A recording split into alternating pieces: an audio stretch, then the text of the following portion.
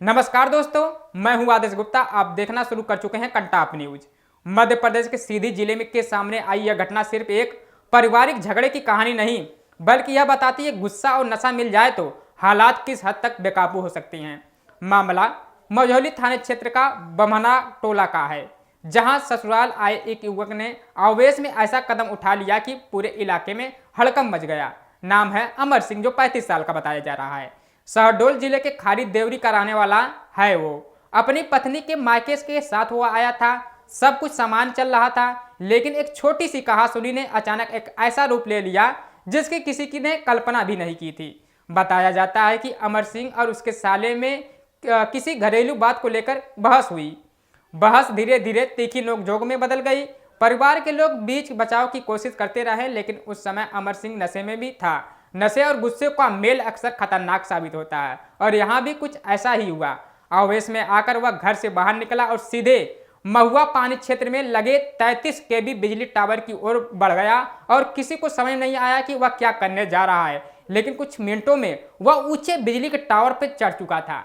33 केवी का बिजली टावर यानी 33,000 वोल्ट का हाई वोल्टेज करंट एक छोटी सी चूक और सीधा मौत का खतरा बन जाता था। लेकिन गांव वाले ने जब यह दृश्य देखा तो अफरा तफरी मच गई। देखते ही देखते मौके के लोग भीड़ जमा हो गई। किसी ने पुलिस को सूचना दी तो किसी ने बिजली विभाग को की खबर दी। दोपहर का समय था, सूरज सिर पे था और टावर की ऊंचाई पर बैठा अमर सिंह नीचे खड़े लोगों को देख रहा था। वह कभी चिल्लाता, कभी धमकी देता, फिर आगे के पास आया तो कूद जाएगा। पुलिस के मौके पर पहुंची। मझौली थाना पुलिस ने प्रशासनिक अधिकारी और पावर ग्रिड की टीम भी वहां पहुंच गई। सबसे पहले बिजली सप्लाई को बंद कराया गया ताकि करंट का खतरा टाला जा सके। लेकिन खतरा सिर्फ करंट का नहीं था, इतनी ऊंचाई से गिरने का भी जोखिम भी उतना बड़ा था। पुलिस ने नीचे सुरक्षा जाल और अन्य इंतजाम किए। लगातार उसे समझाने की कोशिश की जा रही थी। परिवार के लोग रो रो कर उसे नीचे आने की अपील कर रहे थे। उसकी पत्नी भी मौके पर पहुंची और हाथ जोड़कर उसे समझाने लगी। समय बीतता जा रहा था। दोपहर से शाम होने लगी, लेकिन अमर सिंह टावर से उतरने को तैयार नहीं था। करीब 6 घंटे तक यह हाई वोल्टेज ड्रामा चलता रहा। गांव के लोग सांस रोके। इस दृश्य को देखकर हर किसी ने के मन में डर था, कहीं वह अनहोनी न हो जाए। पुलिस अधिकारियों के लिए बड़ी चुनौती बन चुका था। एक तरफ भीड़ को नियंत्रित करना, दूसरी तरफ टावर के पे बैठे व्यक्ति को शांत करना। दोनों काम एक साथ करने थे। पुलिस ने मनोवैज्ञानिक तरीके से उसे समझाने की रणनीति अपनाई। बातचीत के जरिए उसका गुस्सा कम करने की कोशिश की गई। उसे भरोसा दिलाया गया कि उसकी बात सुनी जाएगी, परिवार से विवाद को लेकर सुलझाया जाएगा। धीरे धीरे उसका आक्रोश कम हुआ। शाम ढलने लगी और आखिरकार कई घंटों की मशक्कत के बाद वह नीचे उतरने को तैयार हुआ।